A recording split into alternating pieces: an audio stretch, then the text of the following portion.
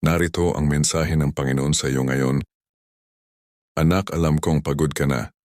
Matagal mong hinarap ang mga unos sa iyong buhay. Mga problemang hindi mo inaasahan, mga pangyayaring nagdulot ng takot, mga pagkawala, at mga panahong tila hindi mo alam kung kailan matatapos ang lahat.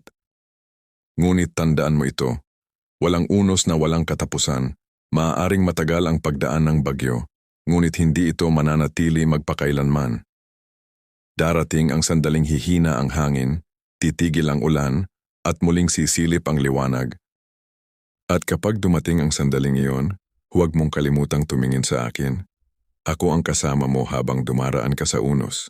Ako rin ang kasama mo kapag sumikat na muli ang araw. Anak, huwag mong isipin na nasayang ang lahat ng iyong pinagdaanan. May mga aral na natutunan mo. May mga bagay kang natuklasan tungkol sa iyong sarili. May mga pagkakataong naging mas matatag ka kaysa sa inaakala mo. At higit sa lahat natutunan mong may Diyos kang maaari mong sandalan kahit sa pinakamahirap na panahon. Pagkatapos ng unos, huwag mong madaliin ang iyong sarili. May mga sugat na nangangailangan ng panahon upang gumaling. Magpahinga ka, huminga ka.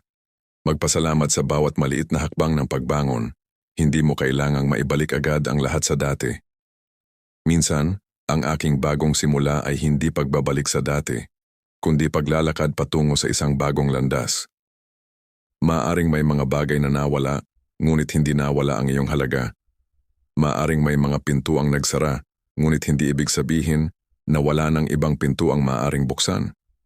Maaring may mga panahong puno ng luha, ngunit hindi ibig sabihin na wala ng panahon para sa kagalakan. Anak, pagkatapos ng unos ay may pagkakataong muling magtanim. Magtanim ka ng pag-asa. Magtanim ka ng kabutihan. Magtanim ka ng kapatawaran. Magtanim ka ng pananampalataya. At huwag kang matakot magsimula muli. Kapag dumating ang bagong umaga, tingnan mo ang kalangitan at alalahanin mong nalampasan mo ang isang panahon na akala mo ay hindi mo kakayanin. Hindi dahil naging madali ang lahat, kundi dahil hindi kita iniwan. At kung may panibagong unos na dumating balang araw, huwag mong kalimutan ang natutunan mo ngayon. Ang unos ay hindi ang buong kwento ng iyong buhay. May buhay pagkatapos ng unos. May pag-asa pagkatapos ng luha. May kapayapaan pagkatapos ng kaguluhan. May bagong simula pagkatapos ng pagtatapos. Anak, tumayo ka muli. Dahan-dahan kung kinakailangan. Magpahinga kapag napagod. Humingi ng tulong kapag kailangan. At magpatuloy kapag handa ka na. Ako ang iyong kasama hindi lamang sa gitna ng unos, kundi pati sa tahimik at magandang araw na darating pagkatapos nito. Ang bagyo ay maaaring nag-iwan ng bakas ngunit hindi nito kayang alisin ang iyong pag-asa. May panibagong umaga, may panibagong pagkakataon, at may magandang bagay pang maaaring gawin sa iyong buhay. Magpatuloy ka, anak. Tapos na ang isang unos, ngayon panahon na upang muli kang bumangon at lumakad sa liwanag. Sa gabi may pagluha, ngunit sa umaga ay may kagalakan.